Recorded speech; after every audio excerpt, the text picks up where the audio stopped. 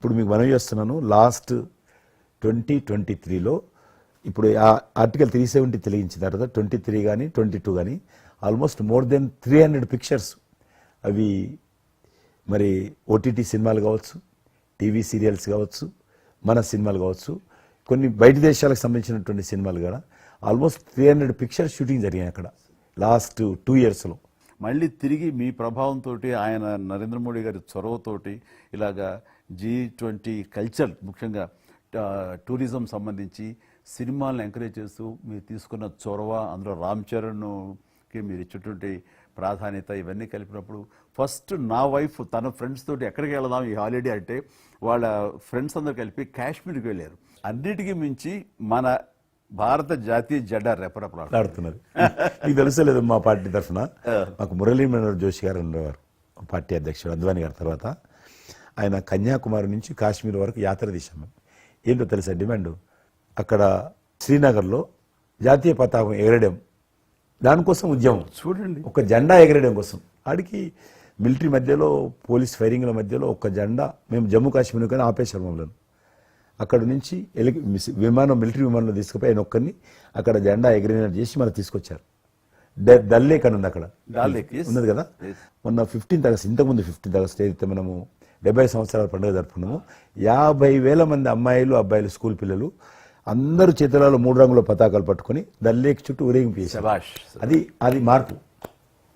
ఇంకొకటి నాకు సంతోషం ఏంటంటే, మీరు రాజకీయాలకు రాకముందే మీకంటూ ఒక ప్రత్యేక స్థానం సర్వీస్ యాక్టివిటీలో చిరంజీవి చారిటబుల్ ట్రస్ట్ చాలా పెద్ద ఎత్తున చేయడం అనేటువంటిది నిజంగా అది చాలా మందికి ఆదర్శమైంది.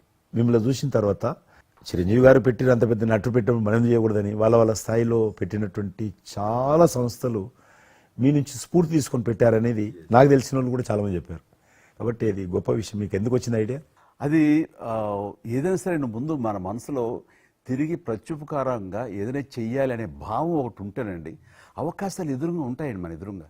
అలా చూసినప్పుడు ఆ టైంలో రక్తం దొరకక చనిపోయే వాళ్ళు చాలామంది ఉన్నారు. అది గర్భస్రావంతో, డెలివరీ సమయంలో, యాక్సిడెంట్ సమయంలో కొంతమంది క్షతగాతులు, అట్లాగా లుకేమియా కానివ్వండి, క్యాన్సర్ కానివ్వండి, ఇలాంటివి తలసేమియా కానివ్వండి, ఇలాంటి చాలామంది ఉన్నారు. ఇంతమంది జనాభా ఉన్న ఈ దేశంలో రక్తం ఇచ్చేవాళ్ళు లేకుండా పోయారు. ఎందుకంటే రక్తం అనేది ల్యాబుల్లో తయారు చేసేది కాదు, ఒక మనిషి మరొక మనిషికి దానం ఇస్తేనే జరిగేది. సో ఆ మాత్రం లేదు, ప్రత్యామ్నాయం లేదు. సో ఇది కేవలం మంచి మనసుతోటి ఉండేవాళ్ళు ఇచ్చేదే.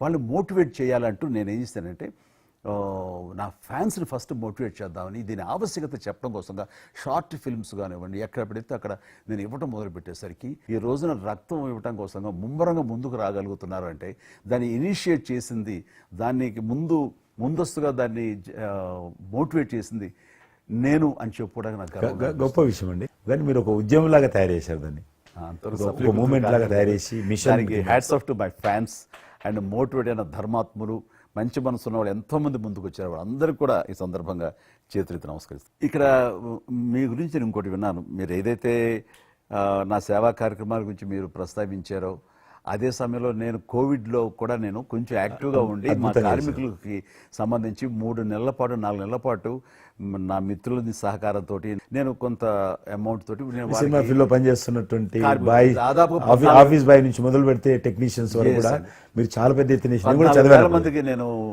గ్రాసరీస్ ఇవ్వగలిగాను వాళ్ళకి బయటికి రాని పరిస్థితిలో. బట్ అదే పరిస్థితిలో మీరు దేశవ్యాప్తంగా మీరు ముఖ్యం ఇక్కడ మన రాష్ట్రానికి సంబంధించి తెలంగాణలో మీరు ఫ్రంట్ లైన్లో ఉండి ప్రతి వాళ్ళని పరామర్శిస్తూ, ప్రతి హాస్పిటల్కి వెళుతూ ఎవరైతే ఆ రోజున ఫ్రంట్ లైన్ హీరోస్ ఉన్నారో వాళ్ళందరినీ పరామర్శిస్తూ మీరు అద్భుతంగా పెద్ద ఎత్తున చేశారు. అదే కాకుండా మన ఇండియా లెవెల్లో మీరు corona command control room, corona command control room మీకు మీ ఆధ్వర్యంలో జరిగింది. అప్పుడు మీరు చేసిన సేవల గురించి దేశం ప్రస్తావించారు. అంటే అప్పుడు నోడల్ మినిస్ట్రీ, హోమ్ మినిస్ట్రీ ఉండింది.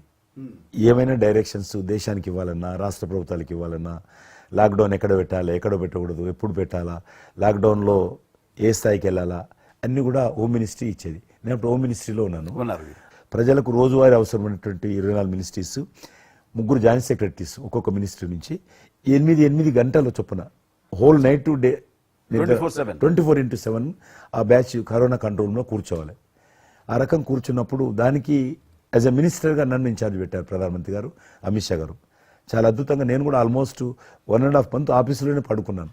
మిలిటరీ విమానాలలో ఆక్సిజన్ పంపించాను, మీకు తెలుసు. మిలిటరీ విమానాలు చాలా ఒక విమానం ఢిల్లీ నుంచి ఆక్సిజన్ తీసుకుని వస్తే గ్రీన్ ఛానల్ ద్వారా హైదరాబాద్ సికింద్రాబాద్ స్టేషన్ వచ్చేంత వరకు కూడా ఎక్కడ ఆగకపోయేది. అంత నెట్వర్క్ గ్రీన్ ఛానల్ అంటారు. ఆ రకంగా విమానాల ద్వారా నేను గాంధీ హాస్పిటల్కి ఆల్మోస్ట్ 12 సార్లు పోయాను లోపలికి. ఎవరైతే వెంటిలేటర్ మీద పేషెంట్స్ ఉంటారో, నేను బుక్ ఒకటి ప్రింట్ చేశాను. వెంటిలేటర్ మీద పేషెంట్ దగ్గరికి వెళ్ళి దగ్గరగా మాట్లాడాను. దేవుడి మీద భారం ఇచ్చి తిరిగాను. ఆ రకంగా ఎందుకు వెళ్ళానంటే ఏదో పబ్లిసిటీ కోసం కాదు.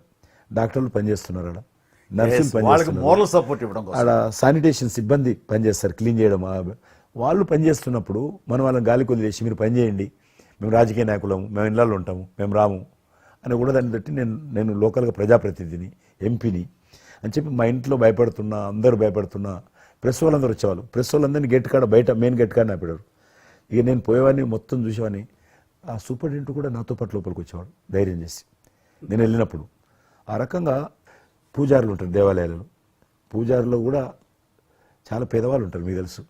వాళ్ళకు దేవాలయాన్ని క్లోజ్ అయినాయి కదా, ఆ టైంలో పూజారులందరికీ గ్రాసరీస్ పంపించడము, మీలాంటి వాళ్ళ దగ్గర, పెద్దవాళ్ళ దగ్గర సాయం తీసుకొని మా కార్యకర్తలకు పంపించడము, పోలీస్ స్టేషన్లో పోలీసుకు పంపించడము, హోంగార్డ్స్ పంపించడము. ఈ రకంగా నేను కూడా కొద్దిగా గొప్ప చేశాను. ఇక్కడ మా వాళ్ళతోటి కలిసి నా కాన్స్టిట్యున్సీ చూసి, ఈవెన్ నా పార్టీలో ఉన్నటువంటి, నాకు పనిచేసినటువంటి పేద కుటుంబాల కార్యకర్తలకు కూడా గ్రాసరీస్ పంపించాను నేను. ఆ రకంగా కూడా వర్కౌట్ చేశాను.